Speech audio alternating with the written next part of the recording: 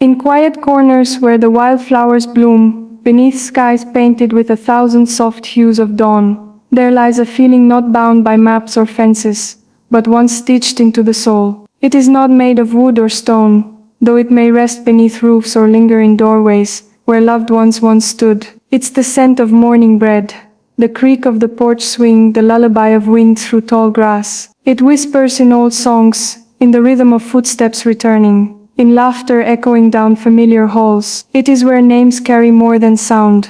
They carry history, memory, and warmth. Even in absence, it fills the air with presence. Home is not always a place, but a knowing. It finds us in our quietest moments, like a soft touch on the shoulder, or the pull of gravity, to what matters. It builds itself from the inside out, and no matter how far we travel, some part of us is always walking back, barefoot and open-hearted, to where the heart finds home. Sometimes it waits for us in childhood corners, where the world once seemed vast, yet safe. We may forget the feel of the grass beneath our small feet, but the memory returns when the breeze carries the same summer song. There were scraped knees and hide and seek, lemonade stands, and stories told under blankets by flashlight. Home grew then, not from the walls around us, but from the hands that bandaged us, the arms that wrapped us warm, and the voices that said our names with such love, they made the world feel right again. As years stretch and change us, we carry bits of that time tucked away,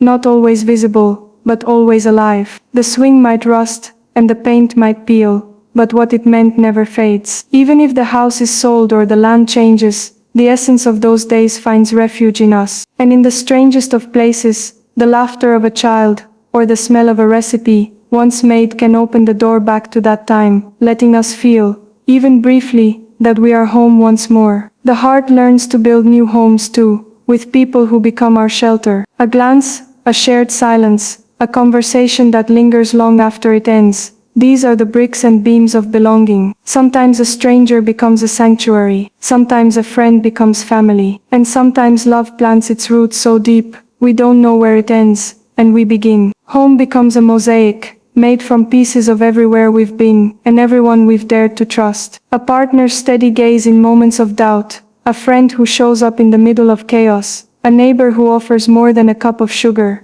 These are the architects of heart-built homes. We find solace in shared memories, in rituals as small as morning coffee, or weekend walks. And though the world outside may shift and roar, within these chosen bonds, we are grounded. These homes don't need blueprints or keys. They live in the way someone holds our name like it's sacred, how they see us fully and love us anyway. Distance tests the soul's longing, but never dims the fire of connection. Across oceans, through time zones and ticking clocks, the heart sends messages without words. A memory sparked by a scent, a song, a letter kept in a drawer. These become portals back to where we felt safe, known and needed. In solitude, we recall voices that comforted us, even if we haven't heard them in years. Home travels with us, tucked into our ribcage like a quiet lantern that never fully dims. For some it is found in culture, flavors that burst with memory, languages sung with pride, traditions passed like torches. For others it's more elusive, a puzzle missing pieces, yet still worthy of solving. And when we reunite with someone who remembers us from before the world changed us, the embrace feels like stepping into sunlight after a long storm. Home isn't always close, but it's always within reach. It may flicker like a dream on certain days, but the longing never forgets its direction, always pointing inward to where love first rooted. Loss teaches us what home truly is, and absence carves deeper meaning into presence. When a loved one leaves,